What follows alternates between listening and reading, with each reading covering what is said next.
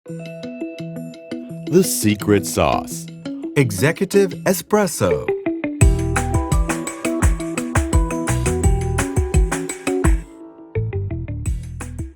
ทำไมอิสราเอลจึงเป็นประเทศที่สามารถฉีดวัคซีนโควิด -19 ให้กับประชากรในอัตราส่วนที่มากที่สุดในโลกตอนนี้ข่าวที่ทุกคนจับตานะครับแล้วก็เป็นสิ่งที่หลายคนเฝ้ารอก็คือเรื่องของวัคซีนนะครับนี่จะทำให้เรื่องของโควิด -19 เนี่ยสามารถที่จะกลับมาดำเนินชีวิตได้อย่างปกติอีกครั้งหนึ่งนะครับเราเห็นไปแล้วว่ามันมีหลายประเทศนะครับที่เริ่มฉีดวัคซีนโดสแรกไปแล้วบางประเทศก็เริ่มฉีดโดสที่2ไปแล้วด้วยนะครับถ้าเราไปดูตัวเลขเนี่ยก็ถือว่าค่อนข้างน่าสนใจนะครับว่าประเทศที่เป็นอันดับที่1ไม่ใช่ประเทศใน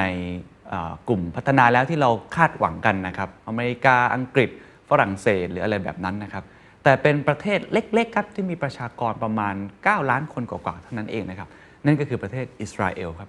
ปัจจุบันนี้นะครับอิสราเอลสามารถฉีดวัคซีนให้กับประชากรไปแล้วเนี่ยประมาณ2ล้านคนนะฮะเมื่อเทียบเป็นอัตราส่วนแล้วประมาณ 20% ของประชากรถือได้ว่าสูงที่สุดของโลกนะครับตั้งแต่เริ่มต้นฉีดเลยนะครับจนถึงปัจจุบันก็ยังถือว่าเป็นคนที่ฉีดวัคซีนได้มากที่สุดในโลกเพราะฉะนั้นน่าสนใจครับว่าเราสามารถจะถอดบทเรียนอะไรได้บ้างในขณะที่คนไทยกำลังรอวัคซีนอยู่ที่น่าจะมาในช่วงปลายเดือนกุมภาพันธ์นี้นะครับผมก็เลยไม่รอช้าครับพูดคุยกับรองหัวหน้าคณะผู้แทนทางการทูตนะครับสถานเอกอัครราชทูตอิสราเอลประจำประเทศไทยเลยนะครับนั่นก็คือคุณสมาดาซาพีรานะครับก็คนนี้เป็นคนที่อยู่ในอินไซต์เลยอยู่ในวงการนี้เลยโดยตรงแล้วก็รับรู้ข้อมูลนะครับจาก Ministry of Health หรือว่าจากเรื่องกระทรวงสาธารณสุขของเขาโดยตรงเลยเราจะได้ทราบข้อมูลอินไซต์ต่างๆนะครับว่าทำไมเขาถึงเป็นประเทศที่สามารถฉีดวัคซีนได้ในสัดส่วนที่มากที่สุดมีบทเรียนอะไรที่เขาอยากจะแชร์ให้กับคนไทยไม่ว่าจะเป็นความท้าทายต่างๆเรื่องโลจิสติกการจัดเก็บการเข้าถึงการสื่อสาร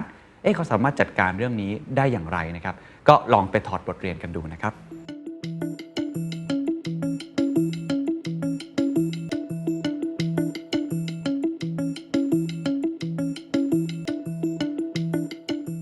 พาร์ทแรกที่ผมอยากจะช่วยสรุปให้นะครับเป็นพาร์ทแล้วก็เดี๋ยวจะปล่อยเสียงคุณสมาธาให้นะครับพาร์ทแรกที่เราคุยกันก็คือเรื่องสถานการณ์โควิดในปัจจุบันในอิสราเอลเนาะเราจะได้เข้าใจคอนเท็กซ์หรือแบ็กกราวด์รวมทั้งเรื่องของโอเวอร์วิวของการฉีดวัคซีนในประเทศของเขาว่าเป็นยังไงนะครับก็คุณสมาธานะครับบอกว่าตอนนี้สถานการณ์ในอิสราเอลก็คล้ายๆกับหลายๆประเทศนะครับก็คือค่อนข้างที่จะน่าเป็นห่วงนะฮะแล้วก็ซีเวียพอสมควรเศรษฐกิจก็พังนะครับมีการล็อกดาวน์ไปแล้วถึง3ครั้งนะครับครั้งแรกก็ช่วงใกล้ๆกับประเทศไทยนะครับช่วงประมาณต้นมีนาประมาณนั้นนะครับครั้งที่2นะครับช่วงตุลาคมแล้วก็ครั้งที่3คือปัจจุบันนี้นะครับกำลังอยู่ในช่วงล็อกดาวน์ครั้งที่3แล้วก็ทุกๆครั้งเนี่ยก็ส่งผลเสียต่อเศรษฐกิจนะแม้ว่าจะได้ซึ่งตัวเลขของผู้ติดเชื้อที่ดีขึ้นก็ตามทีก็แน่นอนก็คล้ายๆกับหลายๆประเทศนะครับในขณะเดียวกันครับในเรื่องของวัคซีนเนี่ยเขาบอกว่าเขาเริ่มนะครับติดต่อการฉีดวัคซีนเนี่ยตั้งแต่ช่วงปลายเดือนพฤศจิกายนนะครับแล้วก็ประมาณเดือนธันวาคมนะฮะตอนนี้เรทในการฉีดวัคซีนของเขาเนี่ยอยู่ที่ 150,000 คนต่อวันนะฮะแล้วก็ล่าสุดฉีดไปแล้วประมาณ3สัปดาห์ในวันที่ผมคุยกันเนี่ยนะครับฉีดแล้วสามารถให้กับคนได้ถึง2ล้านคนก็ประมาณมากกว่า 20% นะครับฉีดเข็มแรกไปแล้วนะครับแล้วก็เนี่ยช่วงเวลาเนี้ยใกล้ๆตอนที่เราพูดคุยกันเนี่ยเขาเริ่มฉีดเข็มที่2หรือว่าโดสที่2กันแล้วนะครับเกณฑ์ที่เขาเริ่มต้นเนี่ยก็ฉีดให้กับคนที่มีอายุสูงเกิน60ปีก่อนรวมทั้งกลุ่มคนที่อยู่ในเรื่องของอุตสาหกรรมการแพทย์นะครับคุณหมอหรือว่าพยาบาลหรือว่าบุคลากรทางสาธารณสุขที่เกี่ยวข้องในขณะเดียวกันครับสัปดาห์ต่อมาครับเขาก็ฉีดให้กับคนที่อายุเกิน55ปีก็คือเริ่มลดระดับอายุลงมานี่คือการเรียง priority ของเขานะครับแต่สิ่งที่น่าสนใจก็คือเขายังฉีดให้กับอีกกลุ่มหนึ่งนะครับถือว่าเป็น second group เลยที่เขาตั้งใจมากก็คือบุคลากรทางการศึกษาครับเขาบอกว่าเพราะว่าคุณครูเนี่ยอยู่ใกล้กับนะคนจำนวนมากโดยเฉพาะเด็กนักเรียนหรือบุคลากรต่างๆฉะนั้นเขาเลยนอกจากบุคลากรทางการแพทย์และเขาฉีดให้กับบุคลากรทางการศึกษาด้วยนะครับตอนนี้ใน philosophy ของเขาโดย overall ทั้งหมดเนี่ยเขาบอกว่ามันคือoldest gets first ก็คือคนที่มีอายุมากผู้สูงอายุเนี่ยจะได้มากกว่านะครับหลังจากนั้นถ้าเกิดว่าผู้สูงอายุเริ่มได้รับการฉีดวัคซีนมากขึ้นเรื่อยๆอายุก็จะเริ่มลดลงมากขึ้นเรื่อยๆนั่นเองนะครับ Israel, like many other countries around the world, had a very difficult year. We had the first patient in Israel in February 2020. We were among the first countries who closed the possibility to fly into Israel from the east. And we started training our hospitals quite early, but of course we had a very, very partial information. And then we have received quite a number of infected persons coming from the west. And it led to the first wave of infections in Israel and to the first closure, which took place around April. The closure was quite effective, the lockdown was quite effective, and the numbers dropped. And then we went back to restricted routine in May. Some people say that maybe we went back to the routine a little bit too soon. And then we had another wave of infections, which led to a second lockdown in October. And which was again very effective in reducing the numbers, but as you see, it comes and goes. And now we are actually since last week, we are on a third lockdown in Israel. We have started the vaccination at the end of December. Wow. Yes. And we were preparing ourselves for that for a few weeks, since we have signed agreements with a few of the vaccination companies. Our average number of people who are vaccinated every day is around 150,000 people per day. And at the moment, after let's say 3 weeks of this operation, we have vaccinated so far a little bit more than 2 million people. Out of 9.2 million people who are the overall population of Israel. So it's a little bit more than 20% of our society was already vaccinated. Now, you know that there are two injections. Yes. So this number is for those who received the first injection, starting from 3 weeks ago. Now, a few days ago, we have started to give the second injection. So we are now doing in parallel both people who are now receiving their first shot and a group of people who are now coming for a second injection. We put a special emphasis on certain groups. So we started with all the people who are above 60. Okay. And we started with all the medical teams in hospitals, in medical cares, and so on. This week, we have started also with people who are above 55. Okay. And with teachers in all educational institutions in Israel. So teachers. Yes, teachers and lecturers and people who are in contact with a lot of people, with groups, because it's very important for us also to bring back the education system to work as usual. หลังจากนั้นผมก็ถามคำถามคุณสมาดาครับว่าทำไมอิสราเอลจึงเป็นประเทศที่สามารถล้ำหน้ากับประเทศอื่นในการฉีดวัคซีนนะครับก่อนที่เขาจะข้ามไปสู่เหตุผล Key Success Factor ต่างๆเนี่ยก็อธิบาย Foundation ก่อนซึ่งอันนี้ผมคิดว่าน่าสนใจมากนะครับเขาบอกว่าในอิสราเอลเนี่ยมันมีระบบสาธารณสุขอย่างหนึ่งที่ดึงดูดบริษัทให้อยากมาเป็นที่ทดลองจะใช้ยังไงก็ได้หรือเป็นที่ที่ได้ roll out ไอตัวการฉีดวัคซีนนั่นก็คือสิ่งที่เขาเรียกว่า Health Maintenance Organizations เขาย่อว่า HMO HMO เนี่ยเป็นเหมือนระบบ Big Data ขนาดใหญ่นะครับซึ่งทำมานานแล้วเป็น 10-20 ปีเลยนะครับที่ประชากรทุกคนของอิสราเอลเนี่ยจะต้องไปลงทะเบียนกับ HMO แล้วก็เก็บข้อมูลคือตั้งแต่คุณเกิดเนี่ยคุณจะต้องมีการไปลงทะเบียนใน HMO ทันทีนะครับโดยระบบ HMO เนี่ยเขาบอกว่าเหมือนกับกระทรวงสาธารณสุขของเขาหรือระบบสาธารณสุขเนี่ยก็จะให้4 เชนของ Hospital หรือระบบอาจจะเป็น private sector อะไรก็ตามทีเนี่ย4 เชนนะครับในการเข้าไป connect กับไอ้ตัวนี้ให้ได้นะครับพอเข้าไป connect เสร็จปุ๊บเนี่ยก็มีการที่จะตามโรงพยาบาลขนาดใหญ่ตามโรงพยาบาลขนาดเล็กหรือตาม communities หรือตามจังหวัดเล็กๆหรือตามพื้นที่ในหมู่บ้านเนี่ยเขาก็จะมีตัวแทนของ4 เชนเนี่ยไปอยู่ในทุกๆหมู่บ้านเรียกได้ว่า contact เนี่ยบางทีเป็น per person ด้วยซ้ำเขาใช้คำว่าHMO contact all citizens to provide information เลยทั้งหมดเลยนะครับอันนี้ก่อนโควิด -19 อีกด้วยซ้ำนะครับเพราะฉะนั้นเขาสามารถที่จะมี Data ทั้งหมดได้ของประชากรทั้งหมดว่าแต่ละคนเนี่ยมีเหมือนเป็น profiling ครับแต่ละคนเนี่ยมันมีrisk factor อะไรอยู่แล้ว health care ของแต่ละคนเนี่ยเป็นอย่างไรเพื่อสามารถที่จะ preventive ได้หรือสามารถจะรักษาได้อย่างตรงจุดอยู่แล้วแล้วก็บอกเป็นระบบที่มี high level of trust มากคือคนเชื่อถือมากๆเพราะว่าประชาชนชาวบ้านเนี่ยเขาจะมีสิ่งที่เรียกว่า family doctor นะครับก็คือเป็นคุณหมอที่อยู่ตามหมู่บ้านเลยจะใกล้ชิดมากๆวิธีการในการสื่อสารเนี่ยมันก็เลยมีความน่าเชื่อถือหรือว่ามันมีความใกล้ชิด ในระดับหมู่บ้านในระดับตัวบุคคลอันนี้เป็นสิ่งที่เกิดขึ้นมาก่อนอยู่แล้วคือสิ่งที่เรียกว่า HMO พอมันมีระบบนี้ครับระบบทั้งหมดมันเก็บอยู่ในคลาวด์ด้วยเนาะมันมี Data ที่สามารถสื่อสารได้กันหมดกระทรวงสาธารณสุขหรือรัฐบาลสามารถเก็บข้อมูลของประชากรได้ทั้งหมดผ่านหน่วยงานต่างๆเนี่ยทำให้มันค่อนข้างที่จะดึงดูดนะครับบริษัทยาหรือบริษัทวัคซีนเนี่ยให้มาฉีดเพราะว่าเขาสามารถ track ได้ว่าวัคซีนที่เขาฉีดไปแต่ละเข็มเนี่ยมันมีกรุ๊ป target group เป็นอย่างไรในแง่ของ risk นะครับหรือว่า safety เป็นยังไงความปลอดภัยมีอะไรที่สามารถที่จะ track ได้ไม่ใช่ว่าฉีดเสร็จปุ๊บแล้วหายไปเลยก็เลยทำให้มันมีความน่าดึงดูดที่จะเข้ามานะครับในการผมใช้คำว่าอาจจะทดลองก็ได้เนาะอย่าง Bloomberg เองเขาใช้คำว่าเป็น test place เลยก็คือใช้เป็นที่ในการลองมา roll out ดูว่า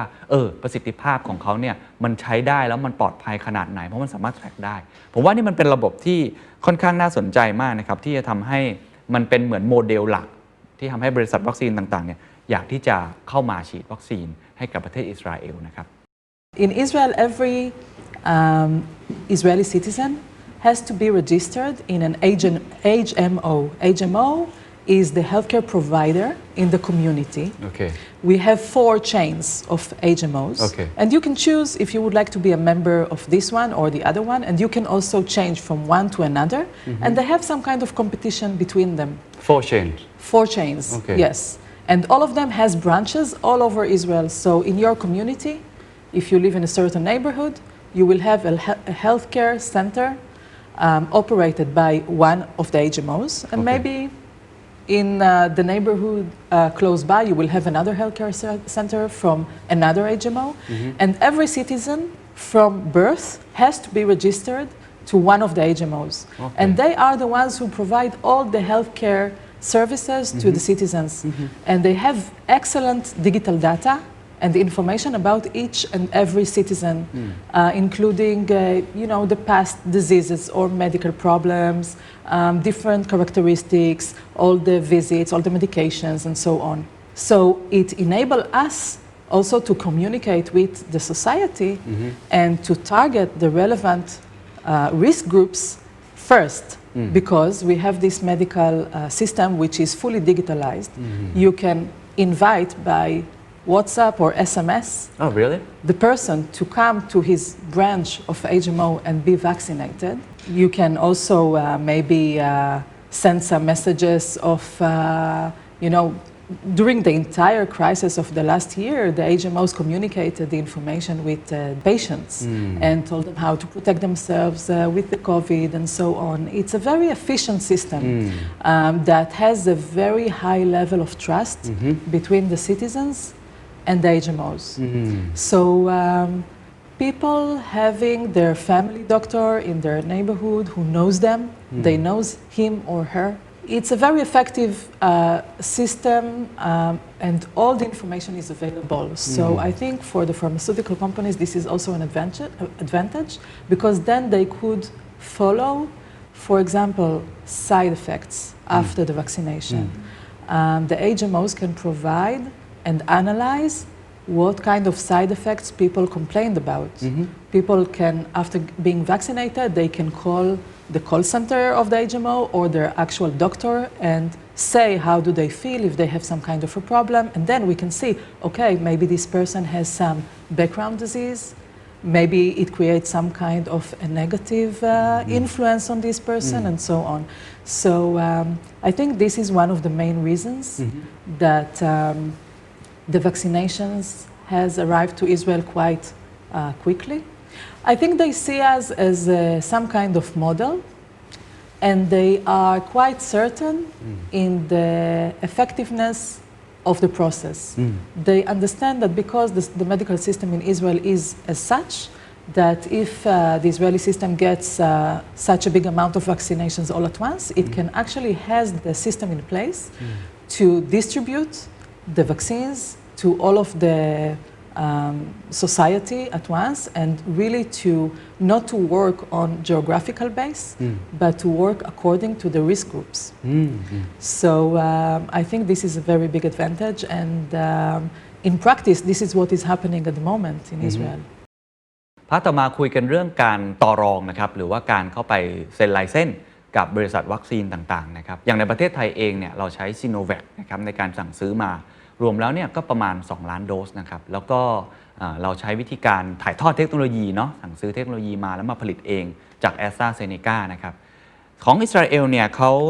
ต่อรองเร็วมากนะครับแล้วเขาบอกว่าเร็วมากตั้งแต่แบบช่วงพฤศจิกายนที่ผมบอกไปแล้วเนี่ยกับบริษัทไฟเซอร์นะครับแล้วก็ BioNTech ก็ติดต่อซื้อมาเร็วมากแต่เขาบอกว่าจริงๆเขาไม่ได้ปิดกั้นโอกาสนะครับว่าจะต้องเป็นบริษัทนี้บริษัทเดียวเท่านั้นนะครับเขาก็ดูแลแล้วก็ติดต่อในอีกหลายๆบริษัทอย่างล่าสุดก็คือมีโมเดอร์นาด้วยแล้วก็เขาบอกชัดเจนนะครับว่าตอนนี้มันมีอีกหลายออปชั่นเยอะมากๆที่เขาจะฉีดวัคซีนให้กับประชาชนของเขานะครับในการติดต่อไปกับบริษัทต่างๆครับ Well, the negotiations with the different companies started in quite early, around April 2020. But as far as I know, and I'm not a part of the negotiation team, it was led by the Ministry of Health in Israel and by other entities. As far as we know, the agreements actually were signed quite late, around November. But the vaccines already were received, at least from Pfizer, from the first company that we started to work with, were received in Israel in December. So Israel has signed several agreements with several companies, not only with one. Only in the last few days we have already started to receive the vaccinations from Moderna. Okay. And in the future we will receive more vaccinations from these two companies as well as from other companies like AstraZeneca and others. The approach was to have several options. ทีนี้ก็มาถึง Key Success Factor ว่ามันประกอบไปด้วยอะไรบ้างนะครับก็เขาพูดหลายข้อนะครับผมค่อยๆไล่เรียงไปทีละข้อแล้วก็ตอนสุดท้ายเนี่ยคุณสมาราเขาจะมาสรุปให้ด้วยว่าเขามีคำแนะนำอะไรกับรัฐบาลของประเทศไทยนะครับอันแรกที่เขาชวนคุยก่อนเนี่ยนอกจากไอ้ระบบ HMO แล้วเขาบอกคือ communication คือการสื่อสารเนี่ยสำคัญมากระหว่างรัฐบาลกับประชาชนของเขานะครับแน่นอนว่าเขาได้เปรียบมากตรงที่เขามีระบบนะครับในเรื่องของ HMO ที่คุณหมอสามารถส่ง WhatsApp เลยนะครับหาประชาชนในพื้นที่ของเขาหาชาวบ้านของเขาได้หรือสามารถ connect กันโดยตรงได้แต่เขาบอกอันนั้นมันไม่พอนะครับเพราะว่ามันต้องมี trust อย่างอื่นด้วยนั่นก็คือเรื่องของรัฐบาลก็พยายามที่จะ invest in mass media หรือ public awareness มากๆนะครับก็คือเขาพยายามที่จะสื่อสารผ่านมีเดียต่างๆซึ่งเรื่องนี้ถือว่าเป็นเรื่องที่สำคัญมากๆนะครับฉะนั้นเรื่อง communication จึงเป็นอีกเรื่องหนึ่งที่ทำตั้งแต่ระดับข้างบนนะครับก็คือรัฐบาลสื่อสารเรื่องใหญ่นะครับหรือว่าหน่วยงานที่เกี่ยวข้องคล้ายๆกับสบสสบคของเราเนี่ยก็มีการสื่อสารอย่างนี้เป็นประจำเช่นเดียวกันในขณะเดียวกันครับคนที่ทำหน้าที่ในหมู่บ้านในตำบลในจังหวัดเล็กๆของเขาเนี่ยก็มีระดับการสื่อสารที่แตกต่างกันออกไปด้วยเพราะฉะนั้นเขาบอกว่าพวกนี้ต้องทำควบคู่กันไปแล้วก็มี alignment ซึ่งกันและกันด้วยนะครับคุณสมาร์ทยังได้พูดอีกนิดนึงนะครับว่าจริงๆแล้วเนี่ยความคาดหวังของรัฐบาลของอิสราเอลเนี่ยคือเขาอยากจะฉีดวัคซีนให้กับคนที่อายุเกิน16ปีขึ้นไปเนี่ยให้ได้ภายในปลายเดือนมีนาคมคืออย่างที่ผมกล่าวไปตอนแรกเนี่ยเขาพยายามฉีดอายุเยอะก่อนนะครับเพราะมีความเสี่ยงมากกว่าแต่เป้าหมายคือก็พยายามลดลงมาเรื่อยๆเพื่อให้ทุกคนมันสามารถเข้าถึงวัคซีนอันนี้ได้นะครับแต่แน่นอนครับว่าไม่แน่ว่าจะเป็นวัยรุ่นเองหลายคนเนี่ยก็อาจจะเหมือนกับทำไมเขาถึงได้ฉีดทีหลังหรือว่าบางทีอาจจะมีบาง communities นะครับบางชุมชนที่อาจจะมี lower trust ก็คือมีเรื่องของความน่าเชื่อถือต่อรัฐบาลต่อหน่วยงานภาครัฐเนี่ยที่ไม่ค่อยเยอะมากเขาก็เลยบอกว่าตรงเนี้ยเป็นสิ่งที่สำคัญมากว่าการสื่อสารจะต้องเข้าถึงไปหากลุ่มคนที่อาจจะยังไม่ได้รู้สึกว่าไว้วางใจกับกระบวนการที่ภาครัฐกำลังทำอยู่นั้น key factor อันที่1ก็เลยเป็นเรื่องของการสื่อสารครับก็เรื่อง communication นั่นเองครับ I think one of the key success that you said is about the healthcare system, about the foundation. In terms of your healthcare system, you can connect with the citizen via HMO, via the communities, healthcare communities. Exactly, on personal basis. But it does not exclude the importance of having public awareness and invest in media campaigns. You have to work in parallel. The public trust in the vaccine, in the safety of the vaccine, in the medical system that will also deliver the vaccine in an excellent condition to the vaccinated person is also very, very important. Of course, there are obvious advantages for the older people to get vaccine because they are in such a risk from the COVID. But when it also gets to younger population, let's say of 50 plus, 40 plus, 30 plus, the intention of the Israeli government is to vaccinate all the adults in Israel which are above 16 before the end of March. This is the target of the operation. And in order to achieve the target, you really need to communicate also in the mass media. We also have public campaigns on television. We also have other means of communications with some more sensitive groups that have maybe less trust in the authorities. For example, the Arab community and the ultra-Orthodox religious community. They have a little bit of less trust in the system, in the authority. Maybe they are not so exposed sometimes to the entire information. So you also need to have some means of communication with these certain communities and understand that the vaccination of these communities are also very, very important because we are all living together and we cannot really differentiate. I mean, the COVID is traveling, we have seen it all over the world. The COVID is traveling easily and being transmitted from one person to another very easily. That's your observation, how to build trust with citizens in Israel. I think that the strategy has to be transparent. This is how it worked in Israel. The criteria for who is going to be vaccinated first, what are the risks for the certain groups, was very, very transparent. I mean, they really made it very clear that they start with the 60 plus and they start with the medical teams. ก็หลังจากพูดเรื่อง communication เรื่อง trust เรื่อง transparency แล้วนะครับเขายังพูดอีกคำศัพท์หนึ่งซึ่งผมว่าเป็นคำศัพท์ที่น่าสนใจมากคือคำว่า flexibility ครับคือความยืดหยุ่นความยืดหยุ่นมันเป็นปัจจัยแห่งความสำเร็จของการฉีดวัคซีนอย่างไรเขาบอกอย่างนี้ว่าวัคซีนเนี่ยมันมีหลายแฟกเตอร์นะครับในการท้าทายในการขนส่งในการเข้าถึงในการอะไรต่างๆยกตัวอย่างเช่นอย่างวัคซีนของไฟเซอร์ก็ต้องเก็บเนี่ยในอุณหภูมิ-70ถูกไหมฮะคือต้องเก็บในอุณหภูมิที่ต่ำมากๆการเคลื่อนย้ายต่างๆเมื่อเอามาถึงสถานที่สมมุติว่ามาถึง local communities ถึงสถานที่ที่จะรับการฉีดวัคซีนแล้วเนี่ยมันอยู่ตรงนั้นได้ไม่นานนะมันก็จะเกิดเหตุการณ์แบบนี้ครับสมมุติว่าเขาพยายามที่จะเชิญชวนคนที่อายุเกิน60ปีขึ้นไปในชุมชนนั้นเข้ามาฉีดวัคซีนใช่ไหมพอเข้ามาฉีดแล้วปรากฏว่ามันยังเหลือวัคซีนอยู่สมมติว่าเขายกตัวอย่างเช่นเหลืออยู่100โดสนะครับในช่วงเนี่ยประมาณ3 ทุ่มเนี่ยจะทำยังไงดีเพราะว่าถ้าเกิดทิ้งเอาไว้วัคซีนเข็มนึงก็แพงถูกไหมฮะมันก็อาจจะเป็นเวสไปเลยก็ได้เพราะว่าประชาชนบางกลุ่มอาจจะยังสื่อสารแล้วมาไม่ถึงหรือยังไม่ได้เข้ามาถึงจะทำยังไงดีลองคิดภาพฮะสิ่งที่เขาทำน่าสนใจมากเขาบอกว่าเพราะฉะนั้นเนี่ยเขาจะไม่ยอมให้เกิดเวสให้ได้เขาก็พยายามที่จะไปเรียกนะครับหรือว่าไปเชิญชวนอินไว้กลุ่มคนอื่นๆที่อาจจะอยู่นอกเหนือกลุ่มคน priority อันแรกเข้ามาฉีดวัคซีนอันนี้ทันทีซึ่งจริงๆเป็นกลุ่มที่ควรจะได้รับอยู่แล้วอย่างเช่นตำรวจนะครับอย่างเช่นพนักงานดับเพลิงอะไรพวกนี้เป็นต้นเป็นลักษณะการ communicate direct ไปเลยให้เฮ้ยตอนนี้มันยังมีเวลาอยู่ประมาณกี่ชั่วโมงก็ว่ากันไปให้รีบเข้ามาฉีดได้ตอนนี้เหมือนรัดคิวประมาณนั้นนะครับซึ่งอันนี้ถ้าถามว่าในแง่ของหน่วยงานภาครัฐเนี่ยที่มีอำนาจในการตัดสินใจอะไรต่างๆเนี่ยมันเป็นสิ่งที่เกิดขึ้นได้ยากนะครับเพราะมันคือความยืดหยุ่นมันคือการผมอาจจะใช้คำนี้ก็ได้บางทีมันอาจจะต้องคิดนอกกรอบซะบ้างแต่อันเนี้ยเป้าหมายเขาคือทำยังไงก็ได้ให้ไม่มีเวสในการฉีดวัคซีนเพราะแต่ละโดสมันแพงความยืดหยุ่นก็ช่วยนะครับที่จะทำให้เขาสามารถที่จะฉีดวัคซีนให้กับกลุ่มคนอื่นซึ่งตอนแรกอาจจะไม่ใช่เป็น priority ได้เขาบอกว่าอันเนี้ยในเรื่องของ flexible เนี่ยไม่ใช่แค่เรื่องของกระทรวงสาธารณสุขอย่างเดียวแต่ว่าในหน่วยงานอื่นๆเนี่ยจะต้องมีการ coordination กันอย่างยิ่งนะฮะไม่ว่าจะเป็นหน่วยงานที่เรื่องของการปกครองในส่วนท้องถิ่นนะหรือว่าหน่วยงานที่เกี่ยวข้องกับเอกชนหน่วยงานที่เกี่ยวข้องกับคนที่เป็น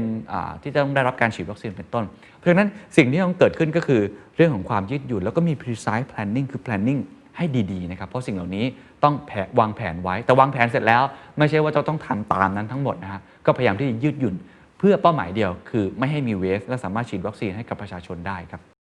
Another important factor of this operation is the flexibility because logistically when you get the vaccinations you need to defreeze it. Yes. I mean at least the vaccinations that we got in the first -70 exactly Celsius. Yes. Once you defreeze it you cannot keep it for long. It has very limited time of hours that you can actually utilize it. Now, let's say that you opened the HMO in a certain city and you have invited all the 60 plus and the medical teams to get vaccinated. Now it's 9 o'clock in the evening and you still have another 100 shots that are just left like that. Will you throw them to the bin? Of course not. So what will you do? You will see, maybe through the electronic system of the HMO, if maybe you can invite maybe a little bit younger people, or maybe you can communicate with the specific town to invite all the policemen or the fire brigades or people who are not at the relevant age group, but nevertheless, you can communicate with them easily and not waste vaccinations.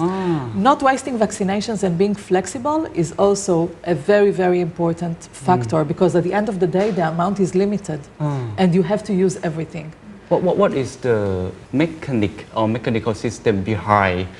this success? How to be flexible? I think it's very, very hard for public sector. It's true, but this is a national task with multi-agencies. So it's not only the task of the Ministry of Health, which is like the chief COVID control command of this operation. You also involve the local authorities, the Ministry of Interior. We also ask the military services to assist because they have a lot of paramedics. So you could also see some military paramedics giving vaccinations, for example, in a big tent that the city hall opened in order to really utilize as much vaccinations as possible per day. So everyone are involved in this. This is a national operation. The coordination between the different agencies is very, very important. So it requires some precise planning. So each authority knows what is expected from them and how to do it, logistically, medically, and also in terms of communication with the public. พาร์ทต่อมาคุยกันเรื่องความท้าทายครับเพราะต้องบอกว่าแม้ว่าจะเป็นประเทศที่สามารถฉีดวัคซีนได้ประสบความสำเร็จพอสมควรก็มีความท้าทายหลายอย่างนะครับที่จะต้องเรียนรู้นะฮะเขาบอกว่ามีประมาณ 2-3 ความท้าทายหลักๆนะครับอันที่1คือเรื่องโลจิสติกครับเขาบอกการขนส่งวัคซีนเนี่ยมันยากมากๆเพราะว่าอุณหภูมิการจัดเก็บแล้วเวลาขนส่งเนี่ยมันค่อนข้างเซนซิทีฟมากเขาบอกว่าจะต้องพยายามยังไงก็ได้ไม่ให้มันมีการสั่นสะเทือนเพราะว่าวัคซีนมันสามารถเสียสภาพได้เลยนะฮะหรือว่าอาจจะเสียได้เลยถ้ามันมีการสั่นสะเทือนมากจนเกินไป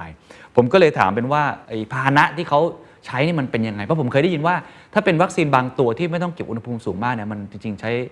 กึ่งวิธีการคล้ายๆกับรถขนไอติมครับอุณหภูมิประมาณนั้นก็พอได้แต่มันพอเป็นวัคซีนลักษณะแบบนี้มันยากพอสมควรเขาบอกว่ามันเหมือนพิซซ่าเทรย์ครับก็เปรียบเทียบเหมือนเวลาคนส่งพิซซ่านะพิซซ่าเนี่ยมันถ้าเกิดว่ามันสั่นสะเทือนมากๆเวลาขนส่งเนี่ยมันก็อาจจะทำให้เราเปิดกล่องพิซซ่ามาแล้วมันเละได้ฮะเพราะฉะนั้นวิธีการก็ต้องมีโลจิสติกที่ดีมากๆนี่คือความท้าทายที่1นะครับความท้าทายที่2ยังกลับไปเรื่องคอมมิวนิเคชันอยู่ดีครับคือการสื่อสารนะครับโดยเฉพาะกับกลุ่มต่างๆนะครับที่เขาอาจจะรู้สึกว่าการฉีดวัคซีนไม่ได้จำเป็นก็มีอยู่นะจำนวนหนึ่งทำยังไงให้เขาเกิด trust น่าเชื่อถือแล้วกลับมาฉีดวัคซีนเขาให้ได้อันที่3ครับเป็นความท้าทายในแง่ของ side effect นะครับหรือความปลอดภัยซึ่งผมก็ได้ถามต่อว่ามันมีข่าวเรื่องแบบนี้ค่อนข้างเยอะนะครับว่าฉีดไปแล้วมันเป็นอาการอย่างงู้นอย่างนี้เนี่ยตอนนี้ฉีดไปจำนวนหนึ่งแล้วเนี่ย2 ล้านคนมันมีอาการ side effect ที่น่าสนใจไหมเขาบอก very low นะครับค่อนข้างต่ำมากๆแล้วก็อาจจะมีบ้างเป็น special case แต่ก็จะเป็นกลุ่มที่มีความเสี่ยงอยู่แล้วนะครับแล้วก็ใน side effect อื่นๆที่แบบ severe ต่างๆไม่ค่อยมีส่วนใหญ่เป็นอาการทั่วๆไปที่อาจจะเกิดขึ้นได้เช่นอาจจะมีไข้อาจจะมีการปวดเมื่อยบ้างก็อาจจะเกิดขึ้นได้แต่ก็ยังเป็นความท้าทายหนึ่งที่ต้อง track อย่างใกล้ชิดแล้วก็อย่างที่บอกเขามี HMO เขาก็สามารถจะ track ได้ว่าแต่ละคนมีอาการข้างเคียงเกิดขึ้นอย่างไรนี่เป็น3ความท้าทายหลักๆครับ Well, the entire issue of distribution is logistically, from a logistical point of view, this is a big challenge. You have to deliver the vaccinations from the manufacturer by air in a certain temperature to a main storage, which also has to have a certain temperature and so on. You cannot really take the risk of making any harm on the way. Now, apparently, also these kind of vaccinations are very, very sensitive to vibration. Wow. Yes. So what kind of vehicles that you transfer the vaccine? They have transferred it in certain specific cases that will try to avoid the vibration. We call it the pizza tray. Tray. Pizza tray, like you can think of like a pizza tray, something that, I mean, this is only a phrase, but something that will make sure that it stays like that and it doesn't... Stable. Yeah, exactly, to keep the stability of the medical components. The second challenge is really to communicate with the groups in the society that might be not that interested to get vaccinated, but at the end of the day, you need to explain to them why is it important for their health and why is this important for the entire society. And of course, if our aim is to vaccinate every person above the age of 16, so it will require some discussion with the younger groups, down the road when we will get to this age group in the few weeks' time. There was one case that had some more serious problem, but this person had a background and he was actually an active COVID patient only 2 weeks before he got the vaccination, so maybe this is a very special case. But you can also estimate that after the second shot, people will complain a little bit more about side effects. It's known, at least from the global scientific data, that after the second injection, you will feel the side effects much more significantly. So we will wait and see, but I don't think that the fear from side effect will really hamper this operation. People are really interested to get vaccinated and to go on with their lives and have maybe, a new hope for going back to normality. พาร์ทต่อมาครับเราคุยกันเรื่องอนาคตนะครับว่าอิสราเอลเขาคาดการณ์หลังจากนี้ประเทศจะเป็นอย่างไรต่อไปนะครับรวมทั้งพอดีผมได้อ่านข่าวนะครับทางนายกรัฐมนตรีของเขานะครับได้ออกมาประกาศเลยว่าอิสราเอลเนี่ยจะเป็นประเทศแรกของโลกที่สามารถที่จะชนะไวรัสตัวนี้ได้ก็เลยลองถามคุณสมาราดูนะว่าหลังจากนี้อนาคตมองยังไงหลังจากที่มันกลับมาแล้วนะครับสามารถฉีดวัคซีนได้จำนวนหนึ่งแล้วเขาบอกเป้าหมายของเขาในตอนนี้เนี่ยคือต้องการที่จะให้ประชากรมากกว่า 70% สามารถที่จะได้รับการฉีดวัคซีนในช่วงสิ้นเดือนมีนาคมเนี่ยสิ้นเดือนมีนาคมจะฉีดได้เกิน 70% ซึ่งถ้าเอาตามหลักการทางการแพทย์เนี่ยพวก herd immunity เนี่ยก็ประมาณนี้แหละครับฉีดเกิน 50-60% ขึ้นไปก็น่าจะเพียงพอแต่เขาตั้งไว้ประมาณ 70% ขึ้นไปเขามี operation name ด้วยนะครับไอ้แคมเปญเนี้ยที่เขาฉีดทั้งหมดเนี่ยเขาใช้ชื่อว่า back to life คือกลับมาใช้ชีวิตแบบปกติซึ่งเป็นชื่อที่น่าสนใจมากนะแต่คนก็มีความหวังนะผมก็ถามต่อว่าแล้วหลังจากนี้จะกลับมาเปิดประเทศเหมือนเดิมไหมหรือว่ากระบวนการในการค่อยๆ recover กลับมาจะเป็นยังไงเขาบอกแน่นอนครับบางอย่างอาจจะต้องมีไว้นะครับการเปิดประเทศคงต้องค่อยๆระมัดระวังการคลายล็อกดาวน์คงจะต้องทำอย่างระมัดระวังมากๆบางอย่างอาจจะต้องมี restriction อยู่ยังมีกฎข้อบังคับอยู่ก็ค่อยๆฉะนั้นก็ไม่ใช่ว่าทั้งหมดจะต้องแบบรีบทำเพราะว่าก็บางทีก็ไม่ได้การันตีนะครับว่ามันจะสำเร็จ 100% หรือว่าในเรื่องของการ coverage ประชากรในการฉีดวัคซีนเนี่ยมันก็ไม่ได้บอกว่ามันจะประสบความสำเร็จทั้งหมดเพราะฉะนั้นก็ต้องค่อยๆการเดินทางต่างๆก็ต้องค่อยเป็นค่อยไปนะครับแต่เขาบอกว่าอย่างหนึ่งที่คนอิสราเอลค่อนข้างคาดหวังมากซึ่งคล้ายๆประเทศไทยเหมือนกันนะครับก็คือเขามีเหมือนกับเป็นเทศกาลวันหยุดยาวของเขาของชาวยิวนะครับเป็น Jewish Holiday ในช่วงปลายเดือนมีนาคมเขาก็ตั้งเป้านะครับแล้วก็ใช้คำว่า looking forward to เลยนะครับตั้งความหวังไว้เลยว่าจะต้องสามารถที่จะกลับมาอยู่กับครอบครัวได้เดินทางกลับไปหาครอบครัวได้ในช่วงปลายเดือนมีนาคมก็คล้ายๆกับบ้านเราในช่วงสงกรานต์เหมือนกันก็ต้องรอดูว่าจะเป็นอย่างไรเรื่องของเศรษฐกิจเขาบอกว่าก็น่าจะค่อยๆฟื้นกลับมาเหมือนกันแล้วเขาก็พูดว่าจริงๆแล้วเนี่ยมันจะมีการเลือกตั้งนะครับครั้งใหม่เกิดขึ้นด้วยในช่วงปลายเดือนมีนาคมเช่นเดียวกันก็ต้องรอดูกันต่อไปนะครับว่านโยบายของรัฐบาลในการฟื้นฟูเศรษฐกิจเนี่ยจะเป็นอย่างไรแต่ที่แน่ๆเขาพยายามที่จะ back to life ให้ได้มีข้อคอนเซิร์นหนึ่งที่เขาอยากจะเน้นย้ำเขาบอกว่ามันเป็น wrong concept เลยนะครับคือมันเป็นการลงทุนที่ค่อนข้างสูงเพราะว่าในประเทศเขาเนี่ยฉีดวัคซีนฟรีหมดเลยให้กับประชากรทุกคนนะครับพยายามจะเป็นอย่างนั้นให้ได้มันก็มีการลงทุนที่ในจำนวนที่สูงมากนะครับมันก็จะมีคนบอกว่าทำไมต้องลงทุนแพงขนาดนั้นแต่ว่าทางรัฐบาลอิสราเอลนะครับแล้วคุณสมาดาเนี่ยบอกชัดเจนเขาบอกว่าเขาคิดว่ามันเป็นการลงทุนที่คุ้มค่าอย่างไรก็ตามดีกว่าที่ปล่อยให้ นะครับโรคนี้ยังดำเนินต่อไปแล้วก็ประชากรยังมีต้นทุนค่าเสียโอกาสเมื่อต้องเข้าโรงพยาบาลเพิ่มเติมคือเป็นลักษณะการฉีดวัคซีนเพื่อป้องกันก่อนเลยในจุดเริ่มต้นก่อนที่มันจะเกิดเหตุการณ์อื่นๆตามมาเขาเลยรู้สึกว่ามันเป็นการลงทุนที่ค่อนข้างที่จะคุ้มค่าทำยังไงก็ได้ให้คนกลับมาสู่ back to life หรือ back to normal ให้เร็วที่สุดครับ The plan is by the end of March to complete the vaccination of all those who are 16 and above. Let's say more or less to complete the vaccination of around 70% of the entire population. Not only of citizens, also of residents, everyone. 70%. 70% of the entire population, excluding the children and maybe some people who are not interested and so on. But this is the main goal. In the end of March? End of March. Okay. So in, let's say, 2 months from now. This is the goal of the operation. By the way, the name of the operation, it has a name. The name is Back to Life. Back to life. I mean, good name. Definitely. So yes, people would like to go back to life. They would like to go to open up their businesses, to go to school, to have a routine, to bring the cultural events again, the sports event, and so on. Now, the fact that everyone will be vaccinated doesn't mean that we will go back to the routine immediately. I think that some of the restrictions that we currently have will stay with us for a quite long time. First of all, because the vaccination is not 100% coverage. Secondly, because you would still have some parts of society who are not vaccinated. Thirdly, you would like to open the skies and let people visit Israel. You would like to let people go and visit other countries. So many Israelis would like to come to Thailand again, you know. So I think that we will have some other restrictions in the future, but we will be able to have routine. And that's the most important thing for the recovery of the economy, of the society. And I think that one of the most important points would be we have a very important Jewish holiday at the end of March. It's more or less always come side by side to Songkran. Okay. So it's called Passover. This is one of the most important holidays of the year. And most of the people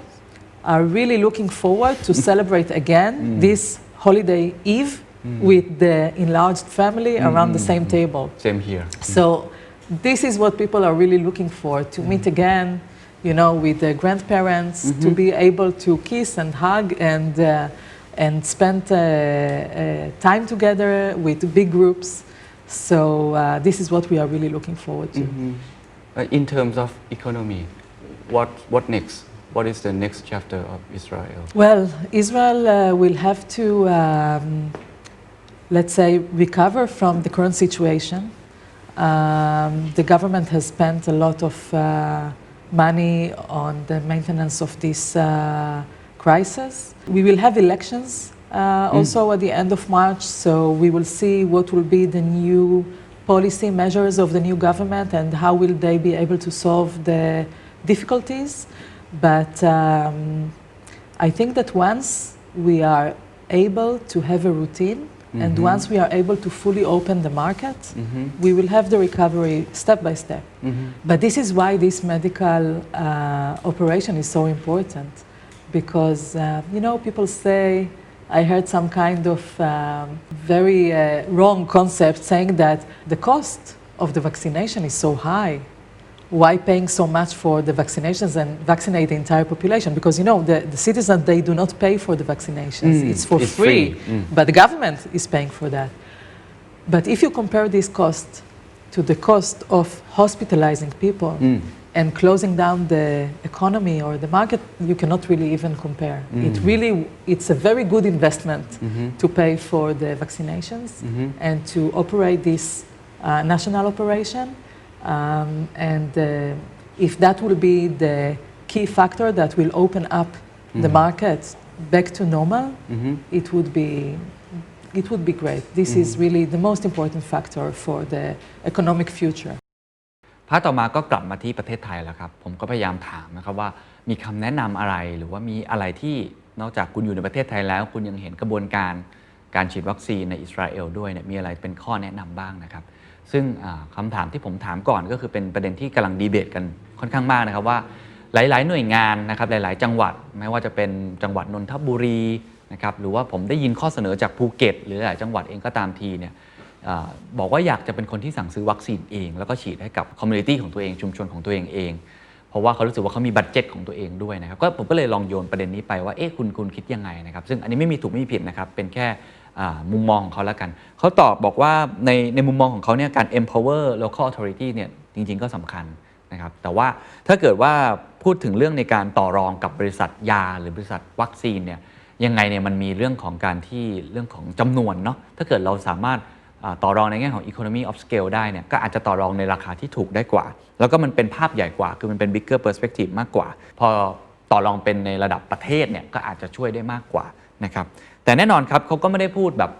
ว่าอันไหนดีอันไหนไม่ดีเห็นด้วยหรือไม่เห็นด้วยแต่อย่างน้อยที่สุดเนี่ยมันมีทั้งข้อดีข้อเสียนะครับในการเลือกในแต่ละ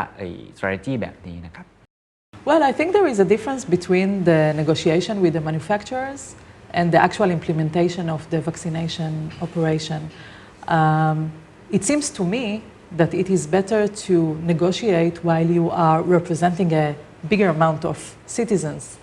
So it seems to me that maybe your chances to get better prices also from the company is higher. It's about economy of scale. Yes, but maybe there is some kind of logic behind it which I am not aware of. So I do believe that the provinces has a major role in the distribution and in the actual vaccination of the community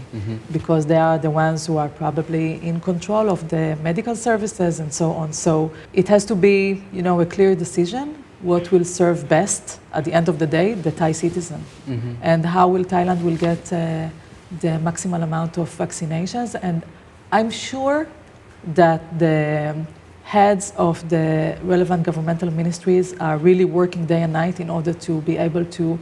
provide Thailand whatever it needs in order to overcome this situation. พาร์ทสุดท้ายซึ่งผมว่าเป็นพาร์ทที่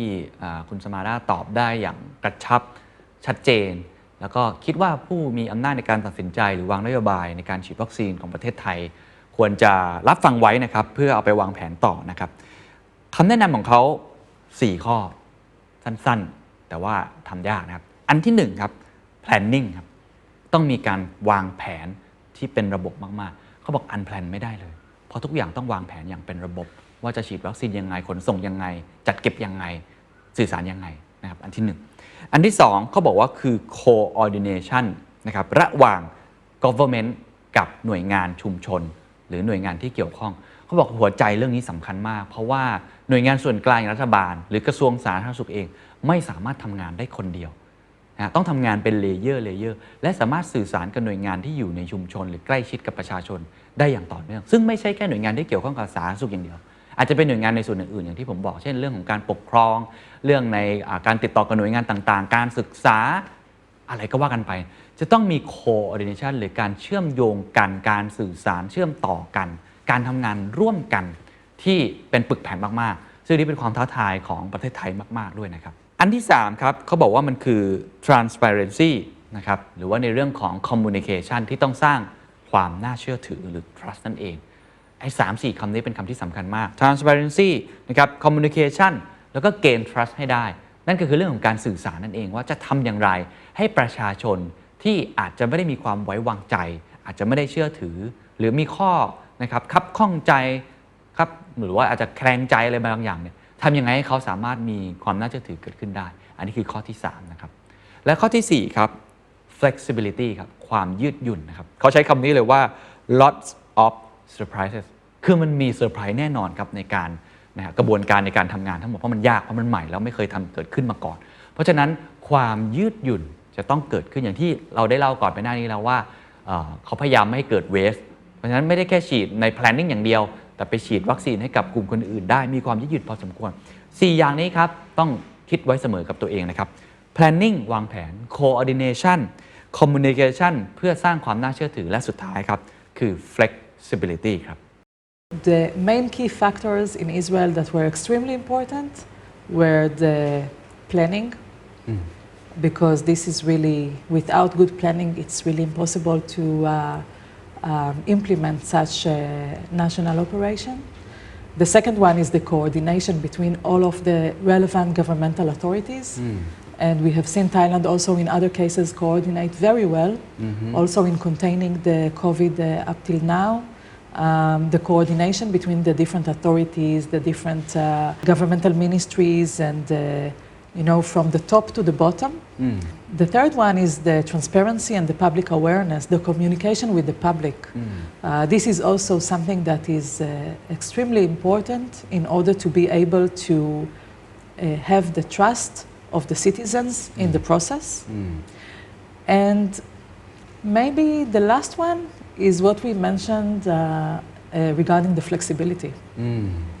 Because at the end of the day, the process is having different surprises during the way and different things that you need to change while you are really running ahead. And the flexibility is also very, very important. Okay, the last question, have you received a vaccine now and what are you looking forward to? So no, I haven't because we are getting the vaccines to Israel, but we are not using it elsewhere. We are not sending them anywhere else. So when the day will come and I will go to visit Israel, maybe within a couple of months, I will get vaccinated. If we take into account that my age group will be, will be on the list by then, but I do believe so. Let's say not less important, I will be able to meet again my family in Israel, which I haven't seen for such a long time. So it will be, let's say, two very good reasons to go to Israel. Not only for the vaccination, but also to see all the people that I really miss. Thank Yes. you. Thank you. That's all. Thank you so much. Thank you so much. Kapun ka. Kapun Thank ka. you. It was a pleasure.